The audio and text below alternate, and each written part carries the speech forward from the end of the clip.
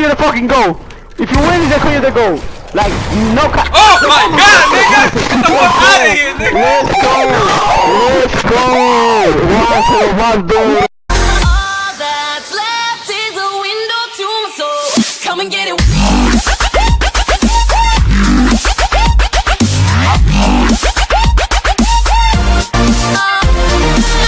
Hello guys, this is Zeus here, back at it again with a new video, and today I want to talk about the Game of the Year from 2019.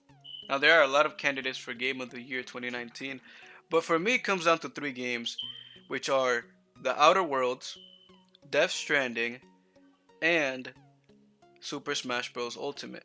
These are the 3 games that kind of stood out to me, and the 3 games that are definitely up there when it comes to the Game of the Year contention. Now for sure, those 3 games are really great games, and they are highly critically acclaimed as some of the best games of this generation, which is why they are the top 3 finalists in my opinion. Now, the game that I believe that will win it all at the end of the day, it's probably going to be Super Smash Ultimate, just because of how it kind of tackles down all of the categories in one game. It's family friendly, it's competitive, it's a Nintendo game.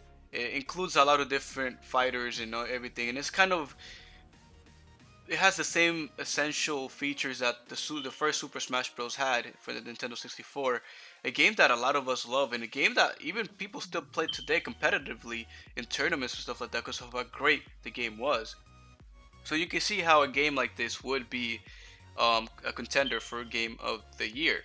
Now, there's a lot of things, like I said earlier, family friendly. It's a game that you could play with your kids, you could play with your cousins, you could play with your brothers.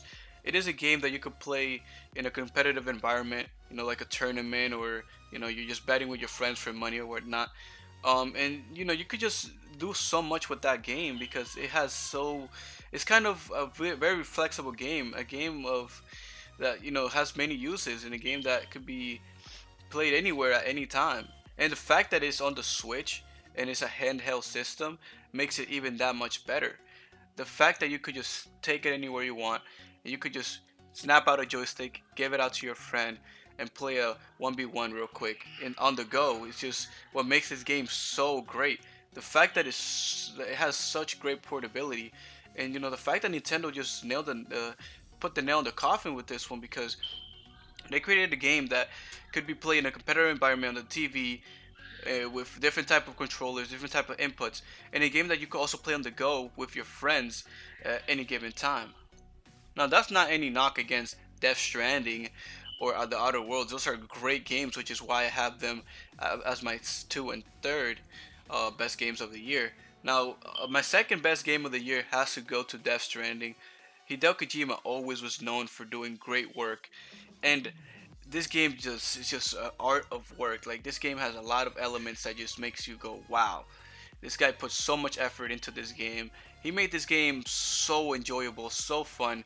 Like, Hideo Kojima is the only person in the world that could make a walking simulator type game fun, and it's just incredible how he was able to take that genre of a game and just turn it into a beautiful story in a beautiful game, in a game that people like to play and engage in. It's just incredible how somebody could do something like that. Now, the last game will be The Outer Worlds. The Outer Worlds is an incredible game. It's a sequel to Fallout New Vegas that we all wanted. Obsidian really made a great game. It's basically what people wanted Fallout 76 to be, just like kind of the same type of game that Fallout 4 was, just kind of improved, a couple bugs here and there. This game is just amazing. It fills that hole that Fallout 76 left open, and it's just an incredible game. It has a massive open world. You could travel to a lot of different locations, and it has a really great story. Like, you see these reviews out here, it's just getting 9 out of 10s, 9.5 out of 10s, and 10 out of 10s. It is an incredible title. While as Death Stranding was a title that did get a multitude of different type of reviews. Some people gave it a 10 out of 10, the people that really understood the game. People that did not understand the game and didn't give the game time gave it subpar scores like 3 out of 10s and 5 out of 10s, things like that.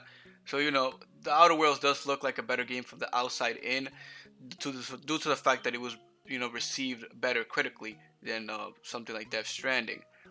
And the same could be said for Super Smash Bros. Super Smash Bros. Probably the highest Metacritic score out of the 3 games, and you know it's rightfully so. It's just like I said, it's the best game of the year. Now, guys, that was just a quick video to give you guys my opinions on what I thought the games of the years were and the game that I thought was gonna win it all. I really wish Death Stranding could have won it or something like Days Gone. Like Days Gone is a game that definitely had the potential to win Game of the Year, but it just fell short because of all of the bugs and all the bad reviews initially. I could have definitely won it if it had a better release and all that, but that's besides the point. Smash Bros. Will definitely win the Game of the Year, in my opinion. It should, it has to. And if it doesn't win it, then maybe they will give it to something like Resident Evil 2 because it was great. But I just can't see that happening. Like, definitely Super Smash Bros. Is going to be your 2019 Game of the Year. Thanks for watching, guys. See you guys next time. Peace.